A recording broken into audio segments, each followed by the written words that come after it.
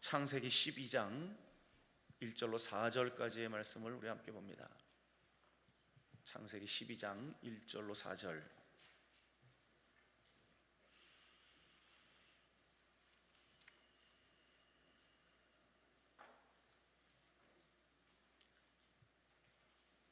창세기 12장 1절로 4절 다 같이 함께 합독합니다.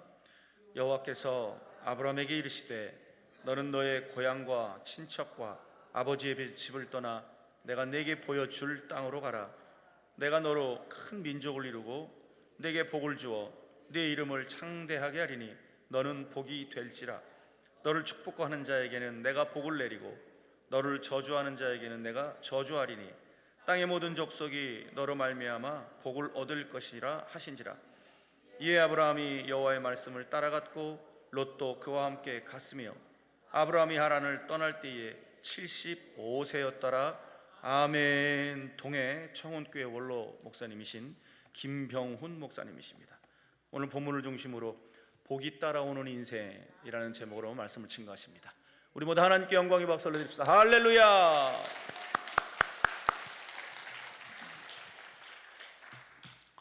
잘 오셨습니다. 동해 청운교회 원로 김병훈 목사입니다. 우리 인사 한번 합시다. 앞을 보고 웃으면서 할렐루야. 오른손 들고 아멘. 두 손 바짝 들고 아멘.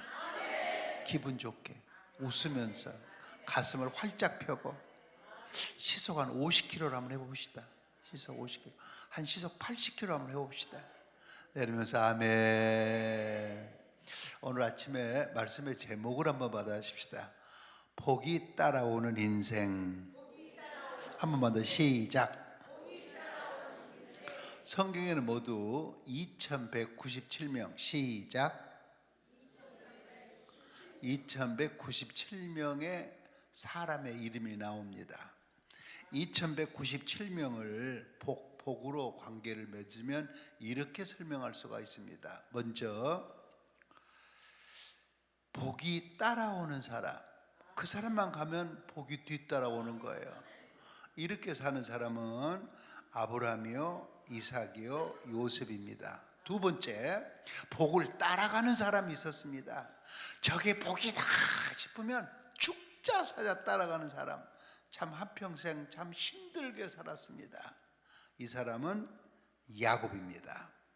세 번째, 준 복도 못 찾아 먹은 사람이 있습니다. 참 이 사람은 경솔하고 경박한 사람입니다. 그 사람은 에서입니다. 네 번째, 주신 복을 아예 저주로 바꿔버린 복 없는 사람도 있습니다.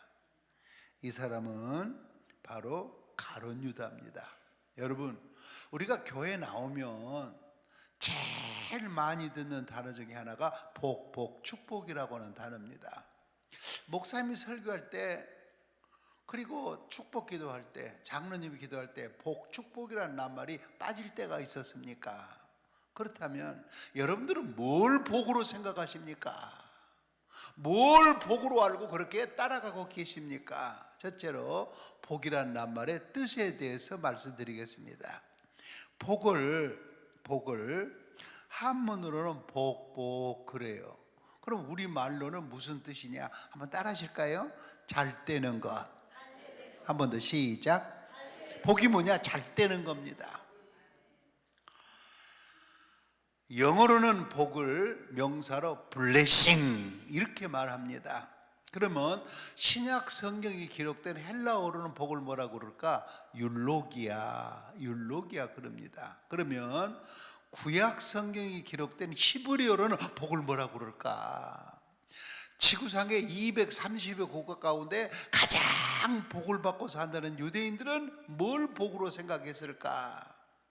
내가 복이란 낱말, 히브리어 세 낱말을 소개할 텐데 그 세 낱말은 기억을 못해도 그 낱말의 뜻은 일생을 살아가면서 잊지 마시기를 바랍니다.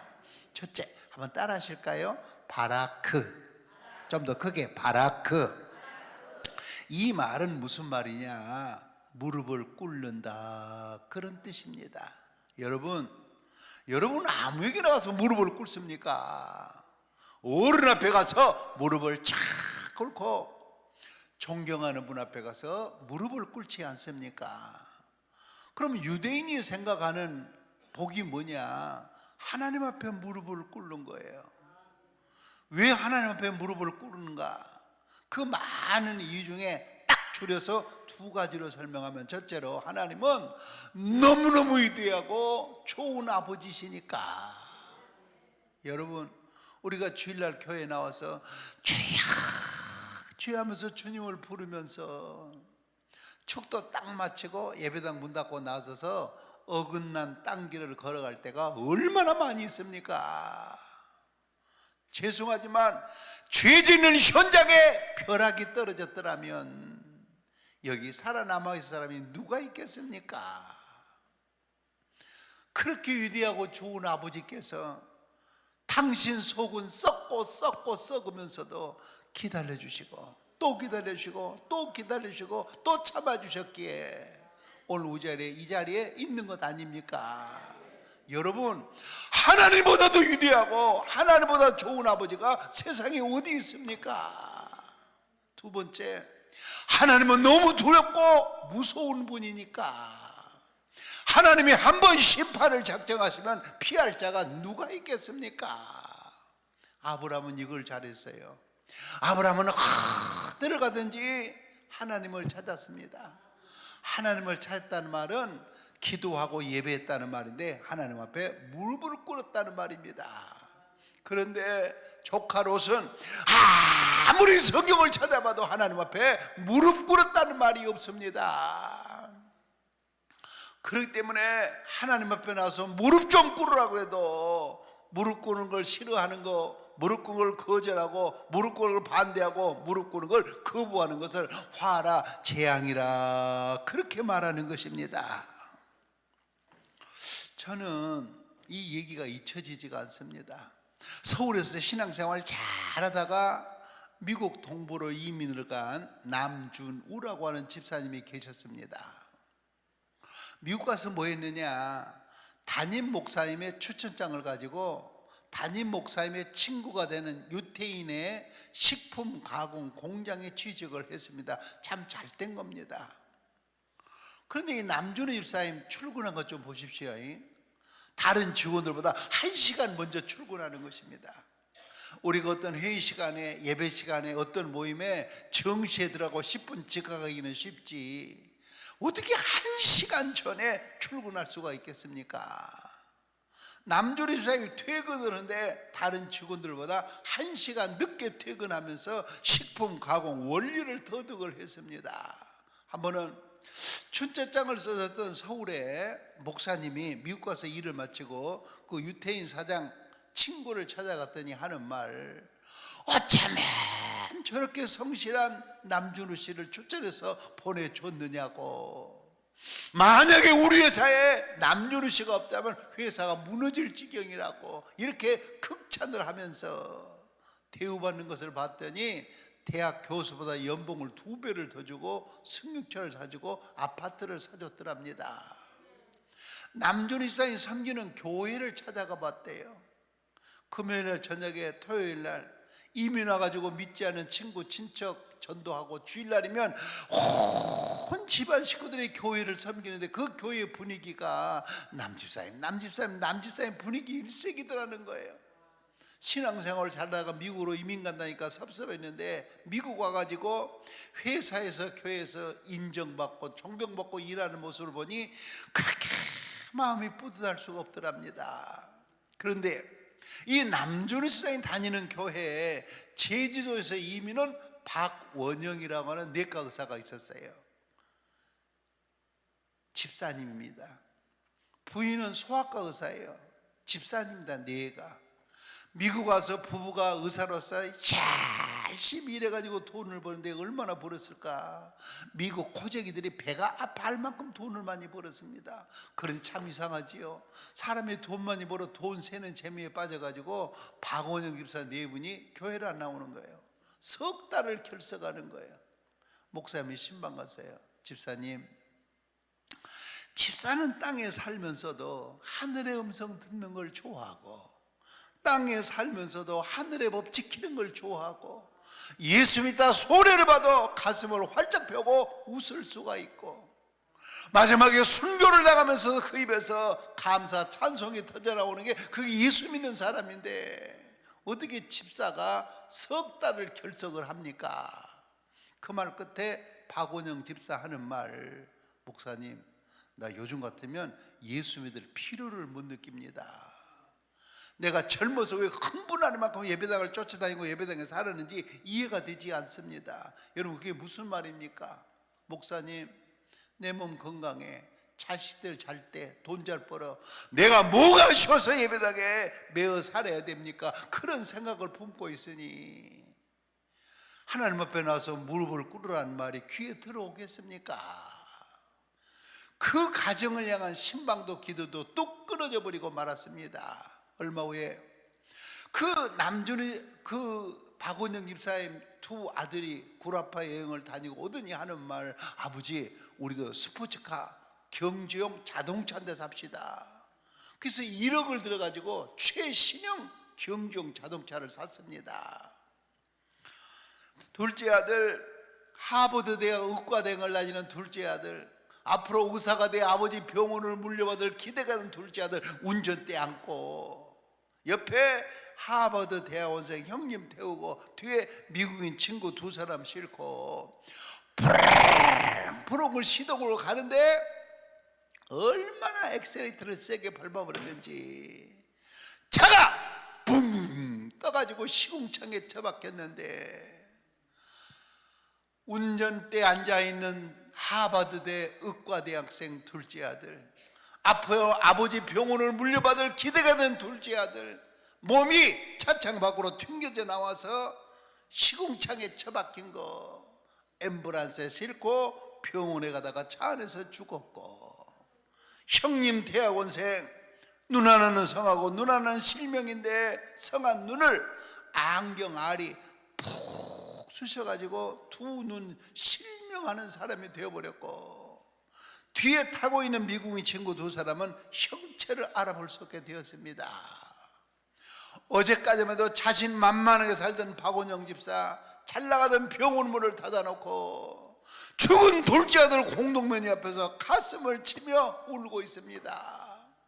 내가 이런 꼴을 보려고 미국에 이민 왔단 말이냐, 어디 하루아침에 이런 날벼락이 우리 집에 떨어졌단 말이냐. 가슴을 치다 보니까 우리 목사님이 우리 집에 신방 왔을 때 말대꾸한 게 생각이 나는 것입니다.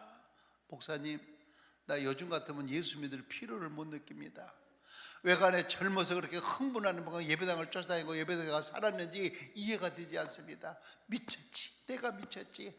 내가 왜 이렇게 목사님에게 말대꾸를 했을까? 그 말대꾸하게 걸려서 잘 나가는 병원문을 닫아놓고 죽은 둘째 아들 공동묘지 앞에서 가슴을 치며 대해서 통곡을 하고 있단 말입니다. 그렇기 때문에 복이 뭐냐, 하나님은 너무 무섭고 두려운 분이니까 반면에 하나님처럼 위대하고 좋은 아버지는 없으니까 낮이나 밤이나 새벽이나 하나님 앞에 나서 무릎을 쫙 꿇는 거. 오늘 낮에 강남 금식견에 찾아와서 하나님 앞에 무릎을 꿇는 거, 이게 바라크요. 이렇게 살아가야 복이 나를 알아보고 내 뒤를 따라온단 말입니다. 믿기를 바랍니다. 여러분, 우리가 하나님 앞에 무릎을 꿇어야 살 길이 열립니다. 무릎을 꿇어야 사람을 잘 만납니다. 무릎을 꿇어야 보호를 받습니다. 무릎을 꿇어야 하늘 문이 열립니다. 무릎을 꿇어야 복을 받습니다. 무릎을 꿇어야 문제가 해결되는 것입니다. 옆 사람 얼굴 한번 쳐다보실래요? 그리고 이렇게 인사해봐요. 우리 평생 하나님 앞에 무릎 꿇고 살세. 시작.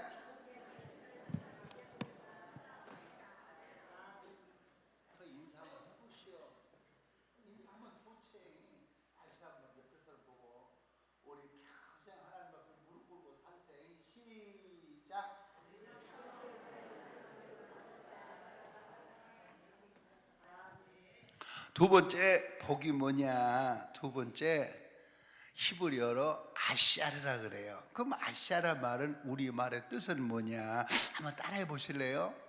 똑바로 걷는다.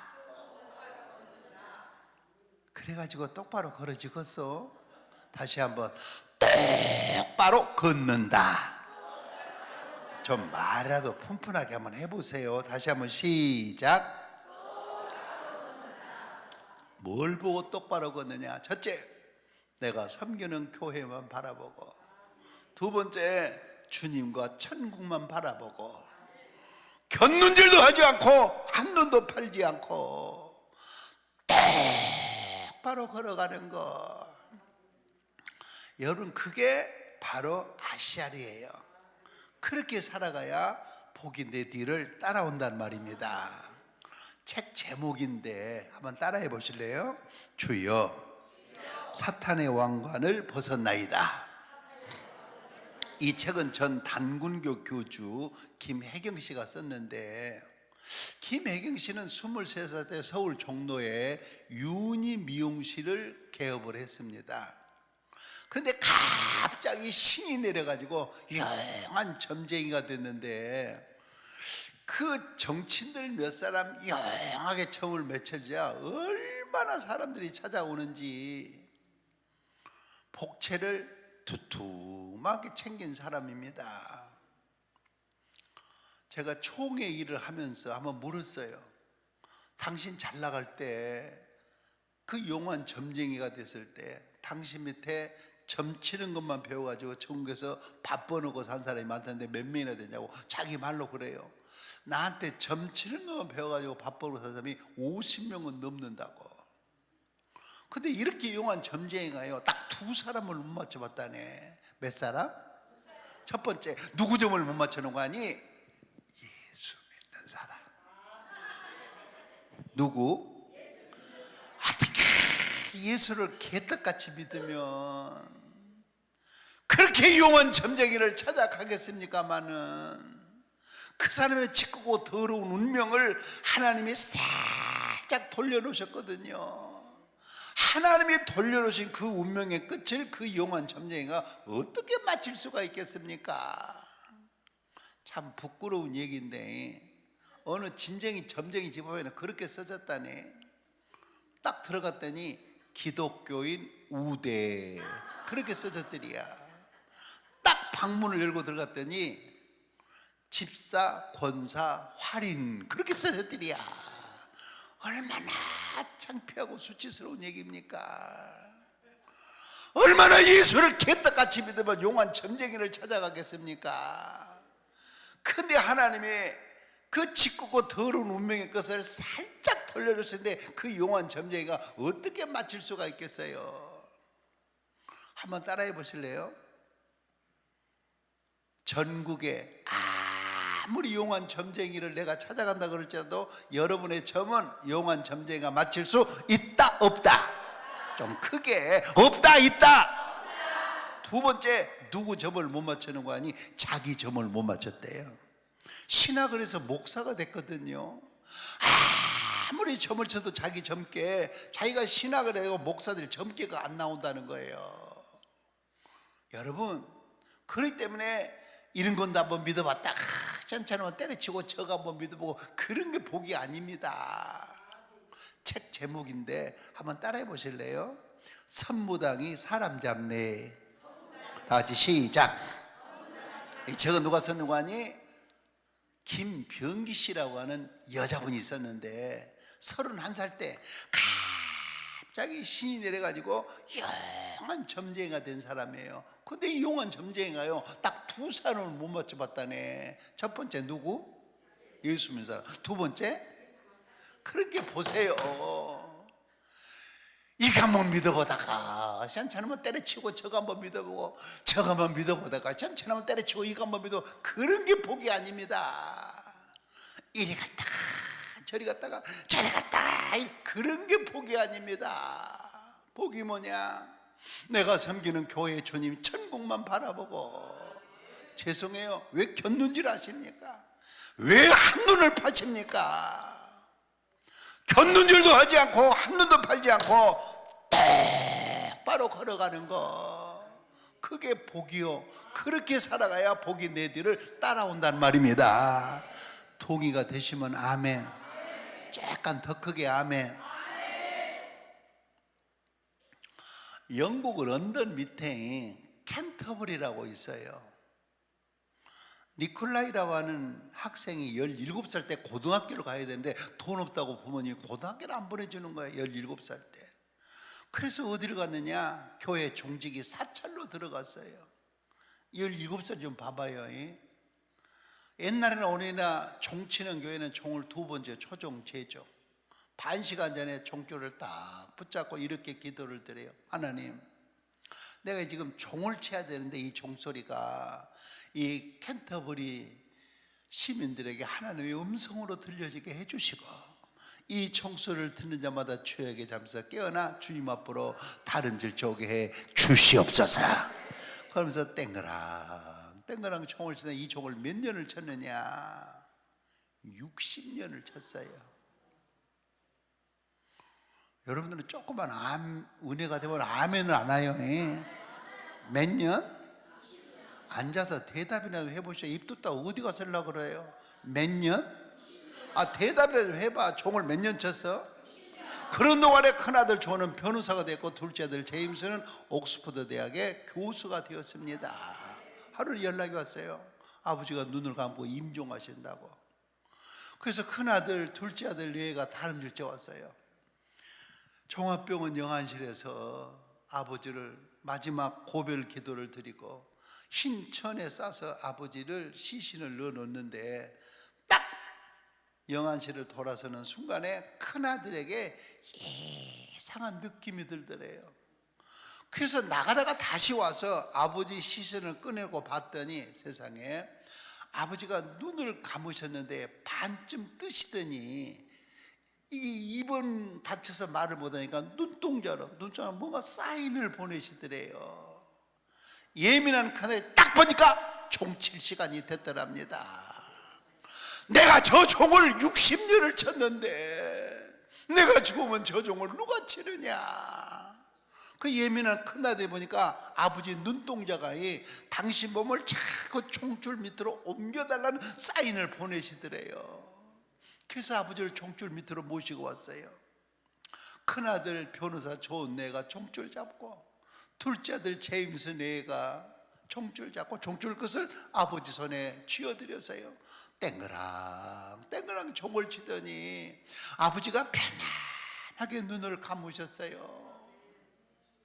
3일 후에 교회장으로 장례를 치르는데 시장이 수많은 정치가와 조객들이 달려왔습니다. 여러분, 니콜라이는 60년 동안 정치고 청소하고 앞자리에 앉아 목사님 설교도 은혜받으라고 돈을 벌어봤습니까? 공부를 해봤습니까마는 60년 동안에 하나님은 그 큰아들 존을 변호사 만들어주었고 둘째 아들 제임스를 옥스퍼드 대학의 교수를 만들어 주었으며 영국 교회사의 한 페이지를 장식한 사람이 되게 해주셨습니다.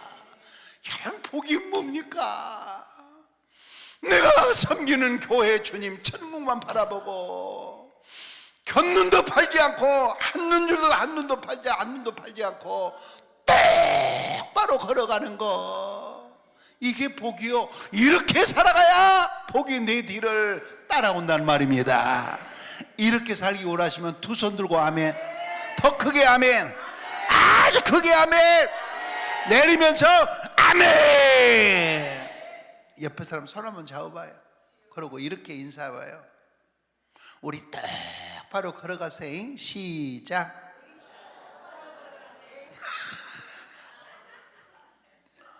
세 번째 복이 뭐냐? 세 번째 복은 히브리어로 야타부. 그런데 이 말의 뜻은 한번 따라해 보실래요? 즐거워하는 것. 다시 시작. 나가면 다 잊어버려요. 나 같은 강사 만들었을 때 한번 따라해보라면 따라해봐요. 그래 머리가 좀 남고 내 것이 되지. 따라하십시다. 즐거워하는 것. 다시 시작. 예수님을 내 구주로 영접하고 은혜 받을 만한 때에 은혜를 충만하게 받는 것입니다. 강남 금식교단에 정말 잘 차오신 여러분들 은혜를 받아도 충만하게 받는 것입니다. 그래서 내 마음을 주님으로 말씀한 은혜로 가득 채워놓는 거예요. 그래서 눈을 떠도 주님, 눈을 감아도 주님, 앉아도 주님, 일어서도 주님, 다름쳐도 주님, 그냥 주님으로 꽉 채워놓고, 그리고 나서 주님이 나에게 뭔 일을 몇 개 시간에 신바람 내 즐겁게 하고 살아가는 거. 여러분, 찬송 한번 부르도 좀 즐겁게 부르세요. 가사가 얼굴 표정에 나타나도록 밝은 인상으로 좀 박수 치면서 즐겁게.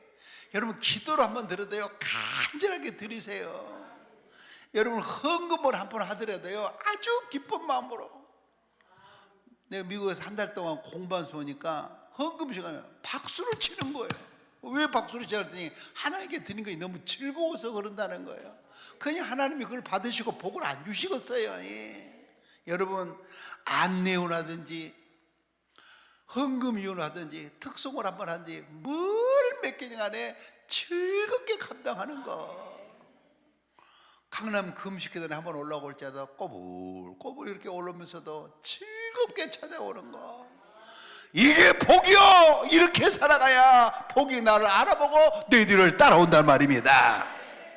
할머니, 학교 다녀왔니? 외손주 치애미가 일찍 죽어서 외할머니가 외손주를 키우고 있는데, 한 번은 그 외손주가 이렇게 할머니한테 이 얘기를 하는 거예요. 할머니, 나도 학교 갔다 오면 엄마 하고 엄마 한번 불러오고 싶은데 나는 왜 불러야 엄마가 없습니까? 그 애미가 일찍 암으로 죽었대요. 그래서 외할머니가 그 외손주를 키우고 있는데 나이가 드니까 죽은 지 애미를 찾더랍니다.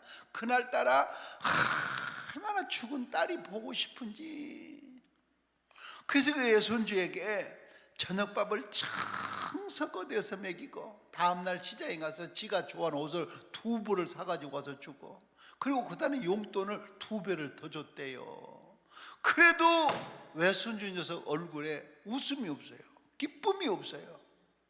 어깨가 쭉 펴져서 엄마만 찾고 있는 거예요. 여러분, 어린 애기들은 잠을 자면서도 엄마 손가락으로 잡아야 안심하고 자잖아요.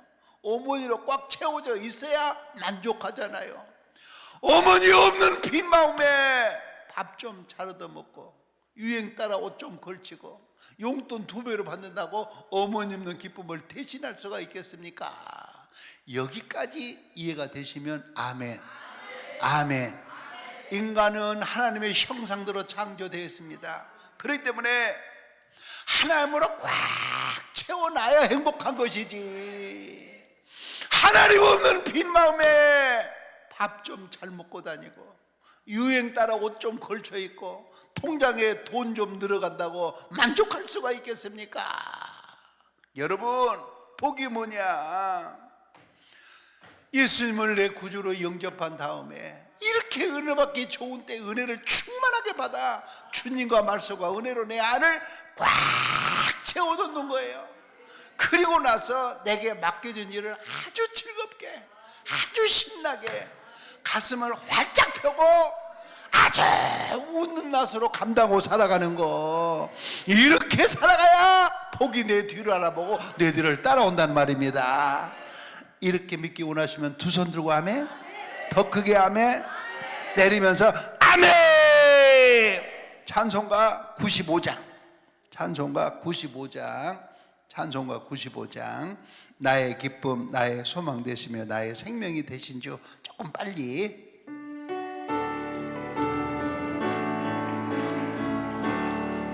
나의 기쁨, 나의 소망 되시며 나의 생명이 되신 주.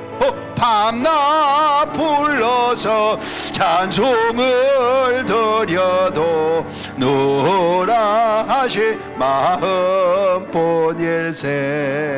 나의 사모하는 선한 목자는 어느 꽃다운 동산에 양의 무리와 노람께 가셔서 기쁨을 함께 하실까. 길도 없이 넓은 돌에서 갈 길 못 찾아 있으며 이래저래로 헤매는 내 모양 저 원수 조롱하도다.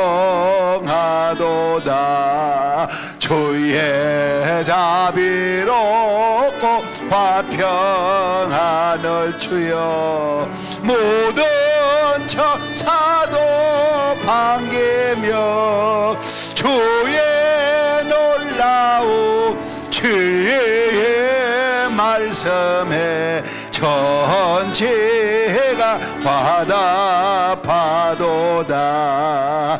나의 진정 사모하는 예수님 영서 반갑고 나의 생명과 나의 참 소망은 오직 주 예수 본일세.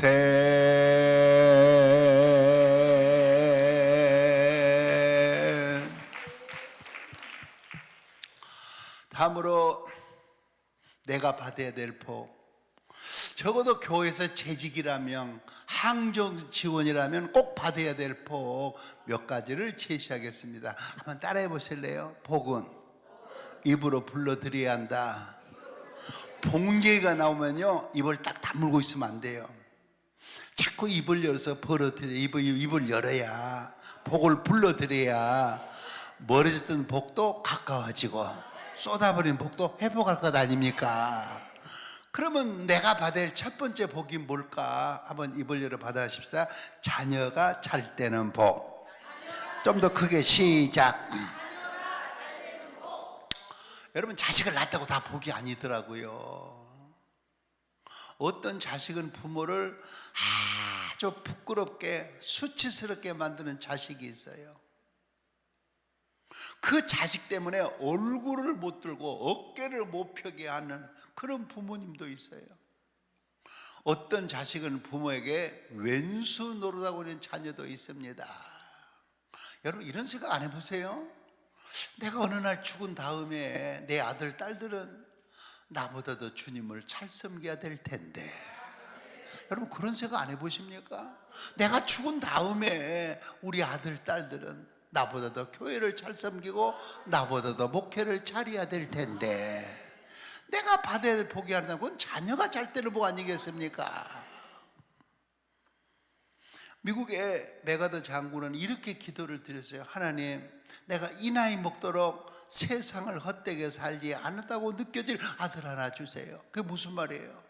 우리 아들 주일 지키는 것 보니까, 우리 아들 월급 받아서 11조부터 가져다가 11조 돼서 바치는 것 보니까, 우리 딸 주일날 아침에는 잠을 못 자고 아침을 못 먹으면서도 아동부 교사하고 찬양대 찬양하고, 그리고 주일낮에 은혜 받는 것 보니까, 우리 사이 우리 며느리 손주 손녀들 여름 성경학교 때 겨울 크리스마스 때 그 준비하고 교회 섬기는 것 보니까 내가 이 나이 먹도록 세상을 헛되게 살지는 않았구나, 그렇게 생각이 드는 아들 하나 달라는 거예요. 나도 여러분에게 물어보고 싶어요. 그런 아들이 있으십니까? 강릉에서 여고 3학년이 서울로 대학 시험을 치러 올 때 시험을 치러 왔습니다. 전화가 왔어요. 목사님, 나 합격했습니다. 전화에다 너무 기뻐가지고 축하한다. 너 그렇게 열심히 공부할 때 알아봤어? 합격할 줄 믿었다. 축하한다 하고 전화를 끊으려는 순간 그 여고 3학년 합격생이 하는 말, 목사님, 내가 합격해가지고 맨 먼저 목사님한테 전화드린 것은 전화로 목사님 축복기도 받으려고 전화했는데 기도도 안 해주고 전화 그냥 끊으면 어떡해요? 이야, 그 순간에 어떻게 전화로 기도받을 생각을 하는지 알았다. 네 오른손을 네 머리에 얹어라. 그리고 왼손으로 수화기를 들어라. 간절히 기도를 했습니다. 대학을 마치고 간호사가 돼가지고 강남의 어느 병원에, 종합병원에 간호사 널스로 취직을 했습니다.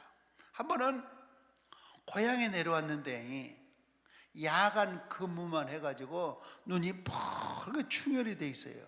그 물었어요. 너는 왜 야간 근무만 해가지고 눈이 그렇게 빨갛게 충혈이 되느냐? 딸이 하는 말, 나 금년에 전도를 14명 했거든요. 몇 명? 앉아서 그냥 따라나 해주면 좋겠는데 입도다 언제 쓰시려고 안 따라 해주시오? 몇 명? 내가 주일날 교회를 가면 14명이 한 명도 교회를 안 옵니다. 그래서 내가 14명 교회 데리고 가려고 일부러 야간 근무해서 주간에 쉬는데 토요일날 저녁에 전화한대요. 너 알았지? 너는 10시에 어디로 나오고, 너는 10시 10분에 어디로 나오고, 너는 10시 20분 나오고. 주일 아침에 또 전화한대요. 알았지? 너는 10시에 어디 나오고, 너는 10시 10분에 어디 나오고. 어떤 때는 전화하고요, 깔깔깔깔깔 웃기도 하고, 어떤 때는 전화하고 가슴을 치면서 통곡을 하기도 하고. 그래서 주일날이면요, 자기 차로 2번, 3번을 실어다가 14명을 교회 예배에 참석하게 하는 거예요. 한 번은 그 교회 등록한 지 얼마 안 됐는데 예배당을 진다고 다음 주일날 건축헌금을 작정한다고 그러더래요. 그 등록한 지도 얼마 안 됐는데, 이 간호사로 입사한 지도 얼마 안 됐는데 이 처녀가 3천만 원을 작정했어요. 얼마? 여름마다 헌금하는 소리 안 할 테니까 그냥 대답이나 좀 해줘. 얼마? 그래가지고 집에 와가지고 아버지 앞에서 노래를 부르는 거예요. 아빠, 나 건축금 3천만 원 작정했다. 건축금 3천만 원 작정했다. 또 3천만 원 노래를 부르니까 안수 집사님 아버지가 하는 말, 알았다. 내가 1,500만 원 해줄게. 그래서 아버지가 1,500만 원, 지가 대출 받아 1,500만 원, 3천만 원 현찰로요 1등으로 바쳤다는 거예요. 이야, 그 말을 듣는 순간에 하나님이 어떤 총각을 준비해 놓으시고 첫 딸의 장례를 인도하실까 막 설레면서 기대가 되는 거 있지요. 나 여러분에게 물어볼 것 같아. 물어보고 싶어요. 우리 아들, 우리 딸 신앙생활 하는 것 보면 가슴이 답답하고, 그리고 앞길이 캄캄하십니까? 아니면 신앙생활 하는 것 보면 설레고 기대가 되십니까? 메거더 장군은 기도했어요. 내가 이 나이 먹도록 세상을 헛되게 살지 않았다고 느껴질 아들 하나 달라고. 루마니아를 공산당이 다스리고 있었을 때 이 공산당 두목이 젊은 목사님을 고문을 가하는 거예요. 뭐 때문에 고문을 가느냐? 예수를 부인하고 이 동네에서 떠나라고 그랬더니 이 젊은 목사님이 예수도 부인하는 그 동네에서 떠나가지도 않는 거예요. 그러자 이 젊은 목사님을 의자에 앉혀놓고 손을 뒤로 묶어가지고 110볼트 전구를 몸에다가 확 꽂는 거예요. 그럼 얼마나 자질해서 기절하겠어요.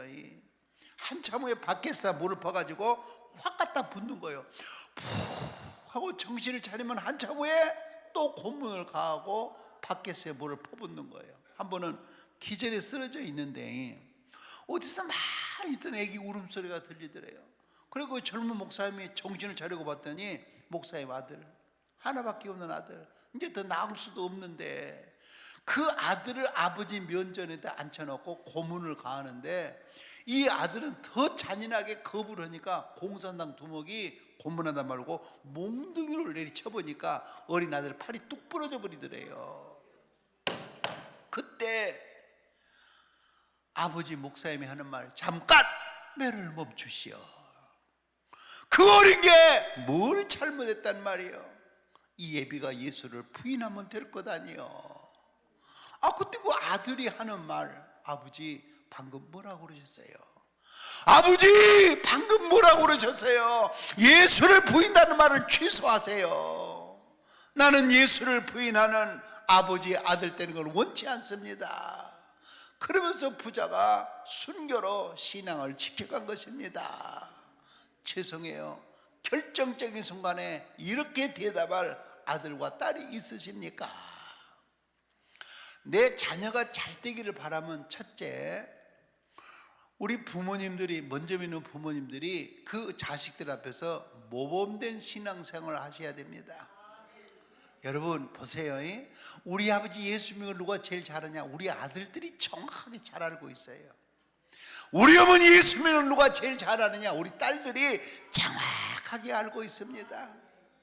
이런 자식들 앞에서 들어야 할 말을 듣게 해주십니까? 들어서는 안 될 말을 듣게 하십니까? 이런 자식들 앞에서 보여서는 안 될 본을 보여주고 있습니까? 보여야 될 본을 보여주고 있습니까? 내 자식 잘 되기를 원한다면 먼저는 우리 부모가 그 자식들 앞에서 모범된 신앙생활을 해야 합니다. 두 번째, 내 자녀가 잘 되기를 바라면 내가 은혜 받을 때 우리 자식들도 은혜 받고 있어야 돼요.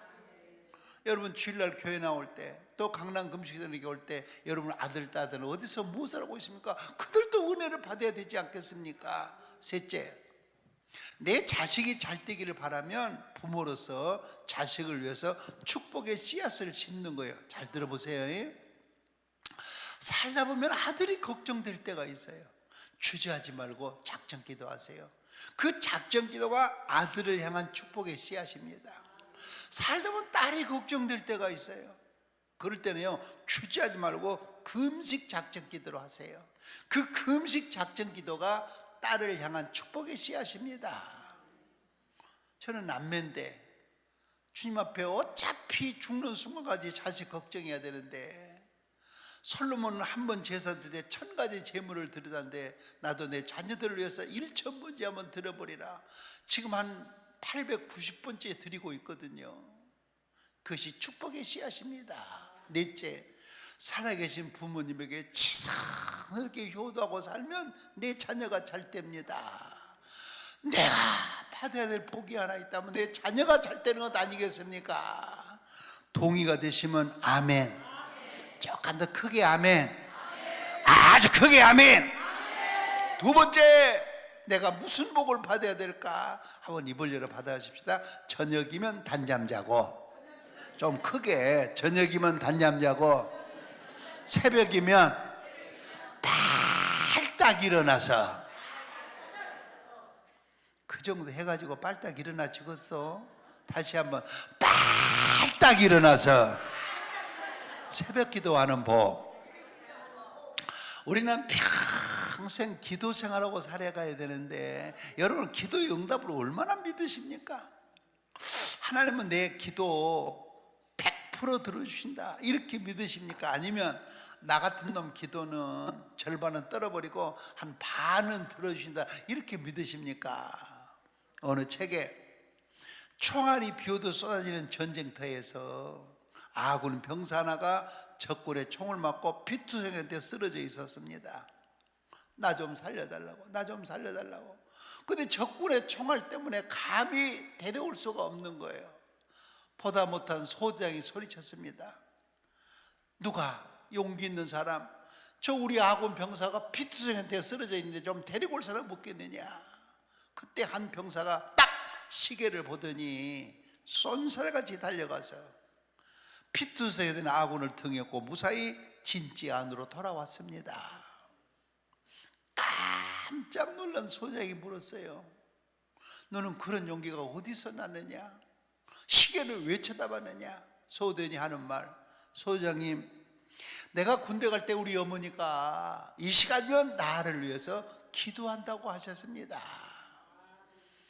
나는 우리 어머니가 나를 위해서 기도하는 동안에 나는 결단코 죽지 않는다고 확신했습니다. 그 말 끝에 소대장이 기도하는 어머니를 둔 아들, 어머니 기도 응답을 100% 믿는 아들, 네가 부럽다, 네가 부럽다 하면서 그 다음 주일날 그 소대장이 그 소대원 따라서 교회를 찾아 나왔다고 그러지 않소? 이해가 되시면 아멘. 아멘.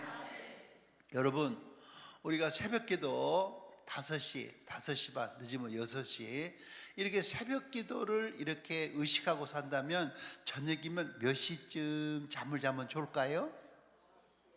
9시에 자면 좋은데 잘 수가 있어야지. 9시에 못 자면 뭔 10시에 올라가니 반 시간 단위로 올라가. 9시 반도 못 자면 10시. 근데 이제 3교대 하신 분도 있고 24시 편의점을 하신 분도 계시잖아요. 근데 11시에는 주무셔야 돼요. 잘 들어보세요. 밤 12시 전에 1시간 주무시는 것은요, 밤 12시 넘어서 2시간 이상 잠자는 효과가 있는 거예요. 그리고 나서 새벽이면 딱 일어나서 새벽 기도하는 법, 그 복을 내가 받고 살아가야 되지 않겠습니까? 좀 동의가 되시면 아멘. 조금 좀 크게 아멘. 아주 크게 아멘. 여러분, 뱀이 있잖아요. 뱀은 영적으로 해석을 하면 그건 사탄이고 마귀고 귀신이에요. 뱀은 영적으로 해석하면. 근데 그 뱀을 생물학적으로, 생태학적으로 해석하면 뱀에게도 지혜가 있어요. 제가 뱀의 지혜 한 가지만 소개하겠습니다. 첫째, 뱀은 잠자는 시간이 정확해요. 뱀은요, 밤 10시에 잤다가 밤 12시에 잤다가 새벽 3시에 잤다가 그런 법이 없어요. 정확한 시간에 잠을 자요. 두 번째, 뱀은요, 잠자리가 정확해요. 우묵에서 잤다가 아랫목에서 잤다가 거실에서 잤다가 그런 법이 없어요. 딱 잠자는 장소, 그 장소에 잠을 자요. 세 번째, 뱀은 새벽에 일어나서 새벽 이슬을 받아먹고 삽니다. 새벽 이슬을 받아먹고 살기 때문에 뱀은 못 먹는 게 있고 못 가는 데가 없어요. 내가 한번 물어볼게요. 뱀이 위암 말기로 사경을 헤맨다는 말 들어본 일이 있으세요?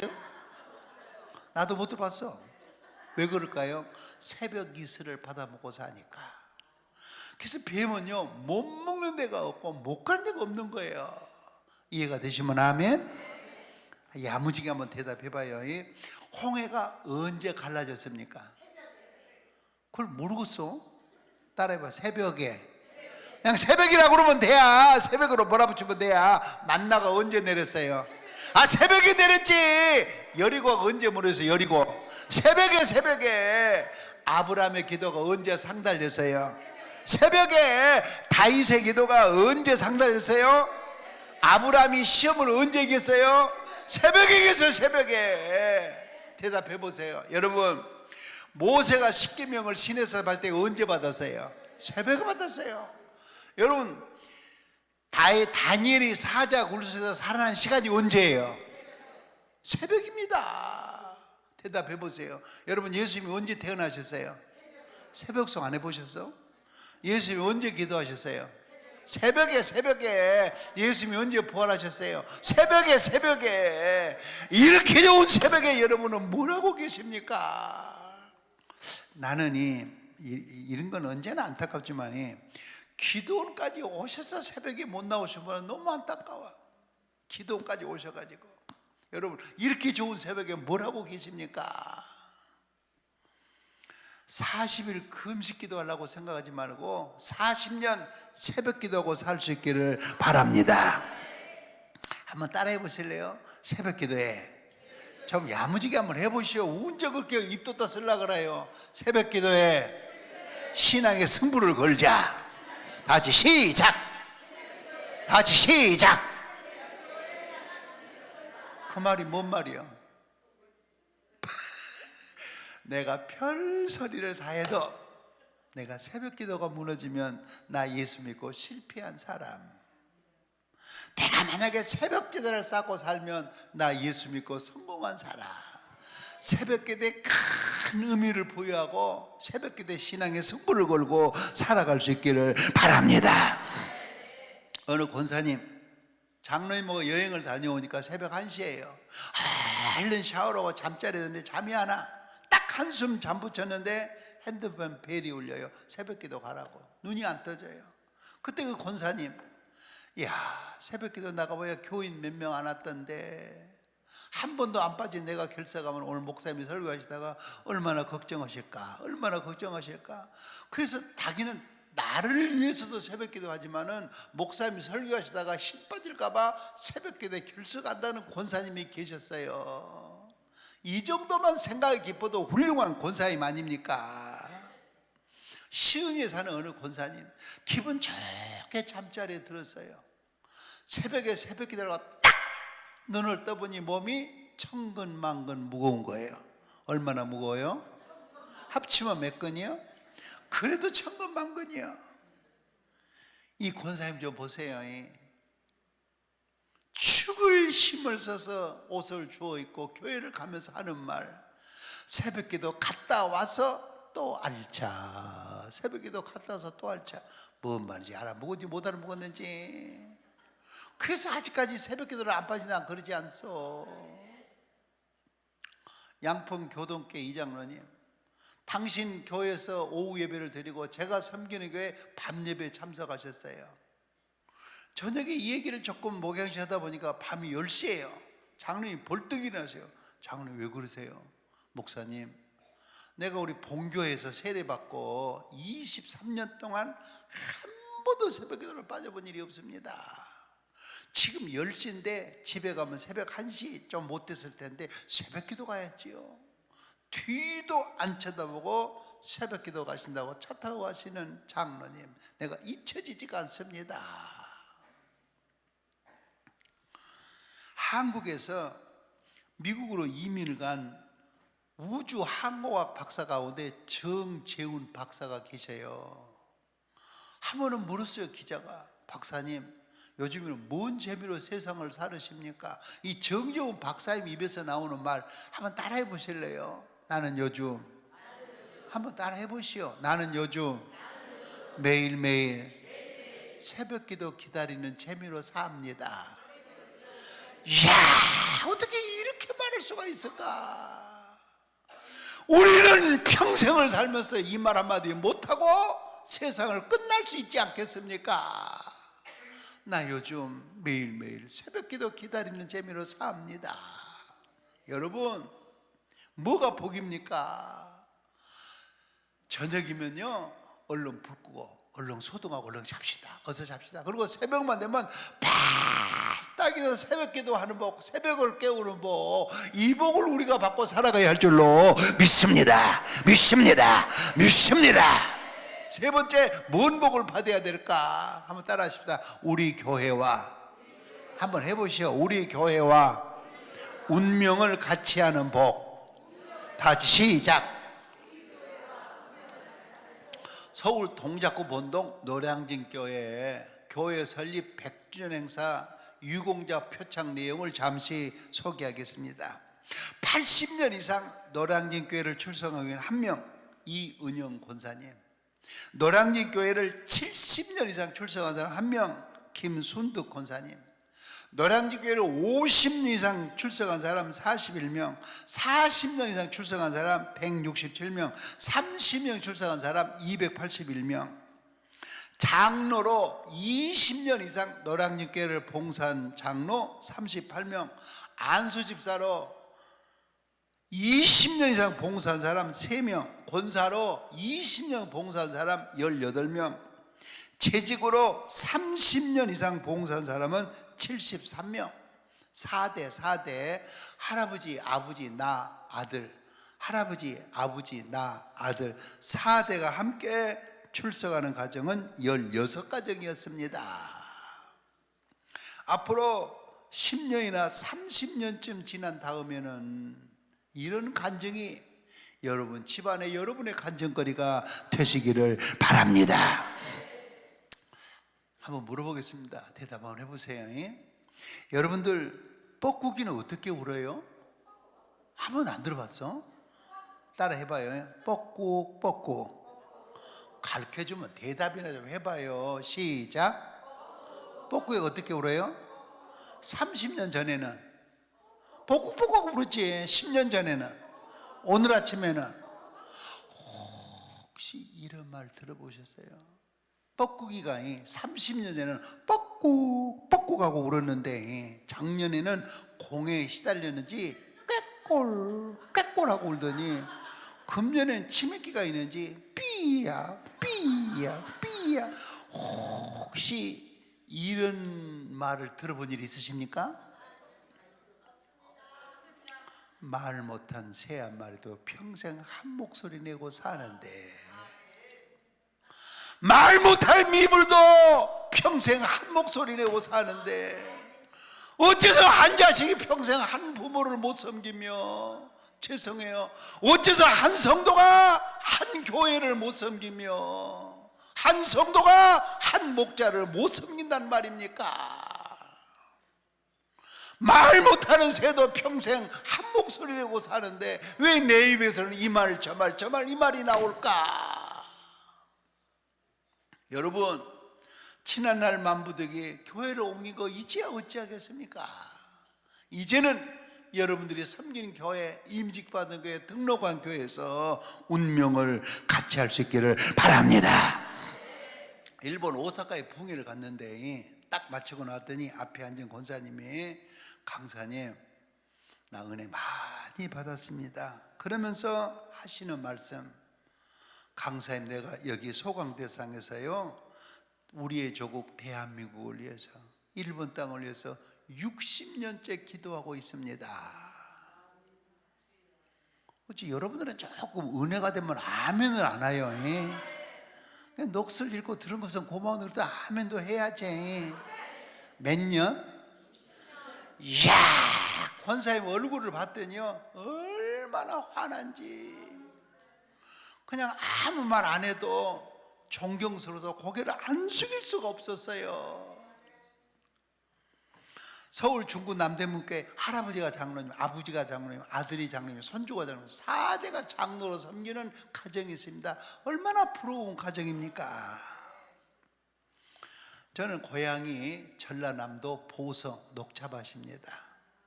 광주 호남신학교 졸업했습니다. 48년 목회했습니다.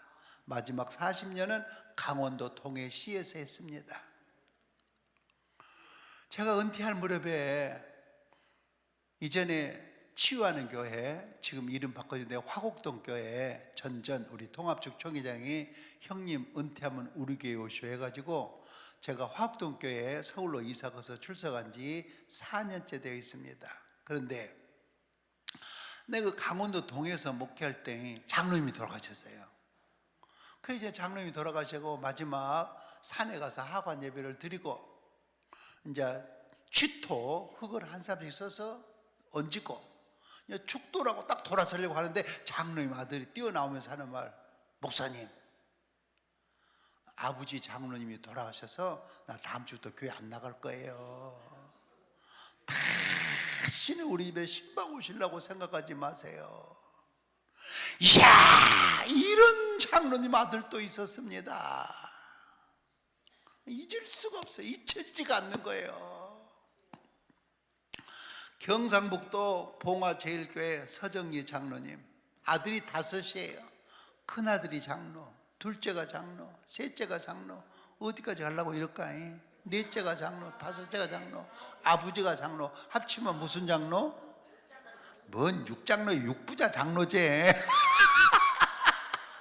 근데 육부자 장로란 말을 다시는 못 들어볼 것 같아. 왜? 아들 5 난 집이 어디가 있어요? 딸만 하나 낳아도 안 낳으려고 하는 세상에 아들 5 낳았다고 됩니까? 장로를 만들어야지. 며느리가 5이요. 큰 며느리가 권사, 둘째가 권사, 셋째가 권사, 넷째가 권사, 5째가 권사, 시어머니가 권사. 얼마나 부러운 가정입니까? 그런데 이 장로님이 93세까지요 그렇게 건강하게 살으셨고 교인들에게 존경을 받으셨고 목사님 목회 그렇게 힘이 되시는 권사님 장로님이셨어요. 여러분 부럽지 않습니까? 이런 가정도 있어요. 1대 임준철 목사님, 2대 임재수 목사님, 3대 임인식 목사님, 4대 임형성 목사님, 4대가 목사가 된 가정이 있습니다. 내가 받아야 될 복이 하나 있다면 이제는 내가 섬기고 있는 우리 교회와 운명을 같이 하는 복, 이 복을 내가 받아야 할 줄로 믿습니다. 네 번째, 무슨 복을 받아야 될까? 한번 따라 하십시다. 야무지게. 문제가 해결되는 복. 좀 더 크게. 문제가 해결되는 복. 살 길이 열리는 복. 북조 이스라엘의 8대 왕은 아시아 왕입니다. 생소하시지요? 근데 그 아버지는 아합 왕입니다. 그런데 아시아 왕이 임금된 지 2년 만에 큰 문제 3가지를 만났습니다. 첫째, 나라 한 모퉁이에서 모압이라는 나라가 혁명, 쿠데타를 일으켰습니다. 혁명이 일어난 나라인지라 저녁이면 왕이 다리를 쭉 뻗고 편히 잠을 잘 수가 없습니다. 둘째, 집에 들어오면 태문이 닫혀 부인이 자식을 못 낳습니다. 마주보고 웃을 일이 없습니다. 셋째, 다락 난간에서 떨어졌는데 병색이 짙어 죽을 지경에 이르게 되었습니다. 한번 따라해 보실래요? 문제 없는 사람이 없고, 문제 없는 가정이 없고, 문제 없는 교회가 없다. 여러분, 그렇게 잘 보이고 잘 입고 잘 꾸미고 났는데 가까이 가서 보면 문제 없는 사람이 없습니다. 어떤 사람은 아무 문제가 없는데 성격에 문제가 있는 사람이 있어요. 성탄 2부예요. 새벽송 할 때예요. 여전대원들이 부엌에서 야참 준비하다고 기쁘다 굳이 오셨네를 불러가면서 새벽송 야참 대원들에게 새벽송 아니라고 준비를 잘하고 있었어요. 조금 있으니까 큰 소리가 나더라고요. 마음이 불안해. 조금 있으니까 그릇이 팍싹 깨진 소리가 나오더라고요. 조금 있으니까 여전 대장이 보따리 싸들고 야참 짓다 먹고 집으로 가버리더라고. 좀 참지. 한마디를 못 듣는 거예요. 성격에 문제가 있지 않소? 어떤 사람은 아무 문제가 없는데 돈 거래가 문제가 있는 사람이 있어요. 한 번은 그래요. 목사님 그 집 앞에 살고 있는 집사님한테요, 외상값 좀 받아주세요. 그럼 뭘 줬는데 그래요? 3년 전에 20kg짜리 쌀 3푸대 갖다 먹고 아직도 안 갚는다는 거예요. 그놈의 주머니는 얼마나 찔근지. 돈은 다 빌었으니 갚는 법이 없다는 거예요. 내가 목사 해보니까 교회 안에서 회개를 맡길 수 없는 교인이 있더라고. 그 교인은 여전대를 맡겨도 찬양대를 맡겨도 구역을 맡겨도 아무 문제가 없어요. 회개는 맡길 수가 없어요. 왜? 내 돈인지 교회 돈인지 구분을 못해요. 내 돈인지 하나님 돈인지 구분을 못해요. 한번 따라해 보실래요? 가시 없는 장미가 없고 쥐 없는 집이 없고 고쳐야 될 버르장머리 없는 사람은 없다. 가시 없는, 시작.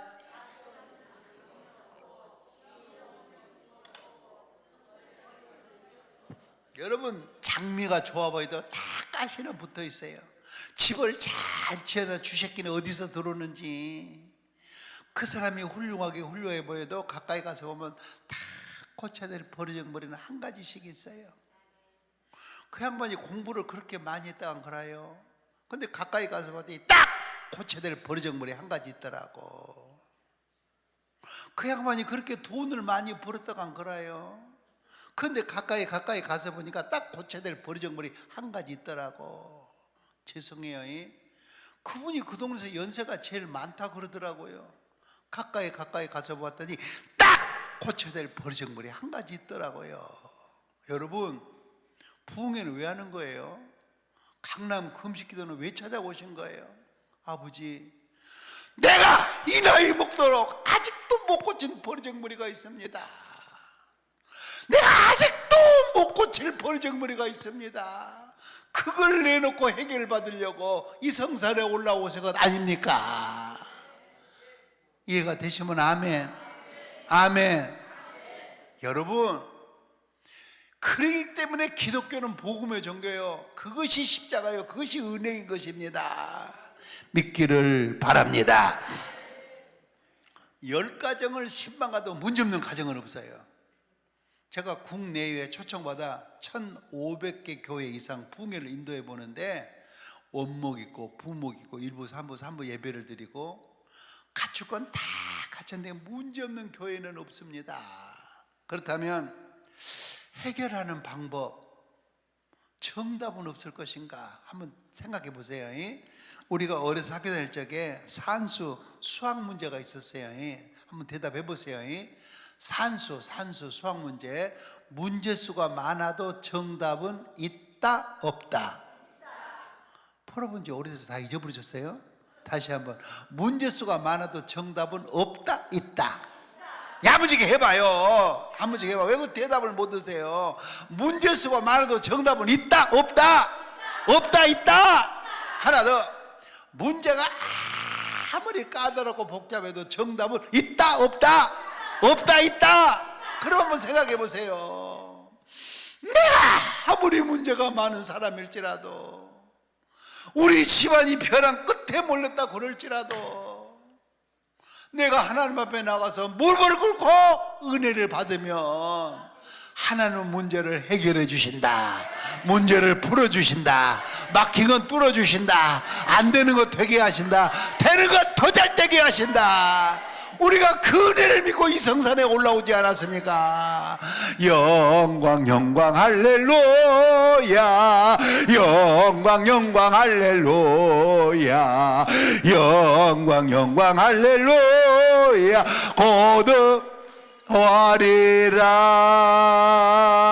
거듭하리라. 배가 아프더래요. 그래도 참았대요. 참다 못해 병원에 갔더니 의사가 하는 말, 왜 이제 왔느냐고. 자궁암인데 암세포가 홈에 퍼져 손을 쓸 수가 없다고. 나 당신 같은 여자 처음 봤다고. 그러면서 하는 말, 석 달 더 살 수 있는데 편히 쉬라고 그러더래요. 집에 가서 찾아왔어요. 목사님, 내 나이가 32인데 나 어떡하면 좋아요? 석 달밖에 못 산대요. 한참 후에, 그러면 방법이 두 가지가 있는데, 하나는 못 먹어본 음식, 못 걸친 옷, 가보고 싶었는데 못 가본 거 마음껏 먹고 즐기다가 주님 부르면 주님 앞에 가는 길이 있고요. 기왕에 석 달밖에 못 산다면 강단에 엎드려 석 달 동안 기도하다가 주님 부르시면 주님 앞에 가는 길이 있겠습니다. 알았어요. 두 번째 방법을 선택했어요. 석 달 기도 작정했다는 말을 듣고 사모님이 구역장에 구역시켜서 달려왔어요. 밤마다 모여 찬송하고 기도하고 성경 읽고 간증하고, 찬송하고 기도하고 성경 간증하고 한 달 됐는데 나 좀 들어다가 화장실에 좀 옮겨달라고 그러더래요. 화장실에다 힘을 쓰는 순간에 하열로 홈에 퍼진 암덩어리가 다 쏟아져 내린 거예요. 박수 치면서 하면 박수 치면서. 세상에 석 달밖에 못 산다고 그랬는데 지금 62살인데 충성하고 있지 않습니까? 아버지, 그런 간증거리가, 그런 은혜가 나에게, 우리 집안에, 우리 교회에 임하게 해 주시옵소서. 해병대 입대한 아들이 있었어요. 막사를 이동을 했는데 작업이 얼마나 힘들었는지 저녁에 코를 골고 늘 자고 있어요. 그런데 그 중에 병사 하나가 코피가 터졌어요. 코피가 입으로 들어왔어요. 입맛을 맞춰보니까 짭짤해. 눈을 떠보니까 새벽 1시 20분. 그런데 막사를 이동해가지고 인하성 난로통이 낮았는데 그 난로통에 불이 붙었어요. 근데 옆에 있는 친구를 억지로 깨워서 나오자 그 막사에 불이 붙어가지고 그 이동 막사하는 전우들이 다 죽고 두 사람 살아났습니다. 너무 감격스러워서 고향에 계신 어머니에게 편지를 써서 보냈어요. 얼마 후에 어머니한테 답장했어요. 사랑하는 내 아들아, 나는 그날 저녁에 얼마나 너를 위해서 기도하고 싶었는지 새벽 1시 20분에 강단에 엎드려 기도하고 있었느니라. 아들은 깨달았어요. 코피가 터진 게 우연이 아니다. 다 죽었는데 2명 사는 게 그게 우연이 아니다. 여러분, 아버지가 무릎 꿇고 기도하고 어머니가 무릎 꿇고 기도하면 내 자식들이 사회에 나가서 마음이 흔들릴 때 하나님이 붙잡아 주십니다. 물속에서 건져주시고 불 속에서 건져주시고 아파트 15층에서 떨어졌는데도 받아주시고 세상에 차 바퀴 속에 깔렸는데도 살아주시는 걸, 살려주시는 걸 믿으시기 바랍니다. 아버지여, 나에게도 이런 간증거리가 주를 잊게 해 주시옵소서. 한번 어느 게 부흥회 가는데, 강사님 저는 집이 좀 멀어요. 그래도 제가 준비한 점심 잡수시고 내 남편 꼭 강사님 안수기도 한번 받고 싶습니다. 나치표를 마치고 정말 가는데 정말 멀었어요. 가서 보니까 남편이 이렇게 딱 누워 있는데 강사님 오셨다니까 일어나가지고 벽에 이렇게 기대면서 보니까 한쪽을 모시는 반신불수예요. 기도를 딱 마치고 나더니 하는 말, 강사님 제가 간증 한마디 해도 되겠습니까? 한번 해보시오. 하는 말, 내가 이래봬도 서리 집사였습니다. 그런데 예수는 형식적으로, 교회는 형식적으로 다녔습니다. 한 번은 신년 축복성회 한다고 내 아내가 우리 앞자리에서 은혜 받고, 금년에는 은혜 받고 1년을 시작하자고 내 손을 잡고 교회를 가자는 거, 내가 얼마나 바쁜 사람인데 첫 시간부터 가자고 한다고, 마지막 시간에 한번 가주면 될 텐데 그런다고, 자기도 집사인데 가주면 될 텐데 그런다고. 그래서 마누라 울려서 예배당 보내놓고 자기는 뭐라 그러냐, 1차로 술 친구 만나 술 마시고, 2차로 노름 친구 만나 노름하고, 3차로 기생집 가서 하룻밤 자고. 그 다음날 부인이 나 집에 가려고 아무리 쳐다봐도 남편이 안 오는 거예요. 집안 청소를 깨끗하고 나 집에 참석을 했어요. 남편이 어쩐지 그 짓을 하고 들어왔어요. 얼마나 피곤할 거예요. 낮잠을 자려고 벽에를 꺼내놓고 딱 한숨을 자려고 보니까 좀 덥더래요. 선풍기를 살짝 켜놓고 잤대요. 한숨 자고 다리를 딱 들어보니까 다리가 안 따라오더래요. 이상하네. 팔을 움직여보니까 팔이 안 따라오는 거예요. 이상하네. 말해보니까 입이 틀어져 버린 거예요. 강사님, 집사가 집사답게 못 살고 밤마다 이술집 저술집 저술집 이술집, 이 여자 저 여자 개 같은 짓만 하고 살았더니 하나님이 나를 개처럼 눕혀놨는데 나 같은 것도 살 길이 있을까요? 집사님, 집사님 살리려고 부흥하지 않았어. 하나님 앞에 나서 무릎을 꿇으시오. 이야, 그날 중에 부축에서 왔어요. 세상에 마지막 통성기도를 시켰더니 교인들은 한두 마디 기도하고 집에 돌아가기가 바쁘는데 얼마나 가슴을 치면서 통에 자복을 하는지 한번 따라해 보실래요? 하나님은, 좀 더 크게, 하나님은 택한 자를 결코 포기하지 않는다. 하나님은, 시작. 한 번만 더, 시작. 그때 은혜 받아가지고 지팡이 내던져 버리고 걷기도 하고 뛰기도 하고 다른 질 치면서 충성하고 있음을 믿으시기 바랍니다. 아버지여, 그 은혜, 그 응답 이제는 내 것이 되게 해 주시옵소서. 우리 기도는 일어서서 하십시다. 일어서세요. 두 손을 높이 드세요. 높이 드세요. 우리 주님 3번 부르고, 금식하고 힘이 없는 분도 계시네. 그래도 목숨 걸고 한번 기도하십시다.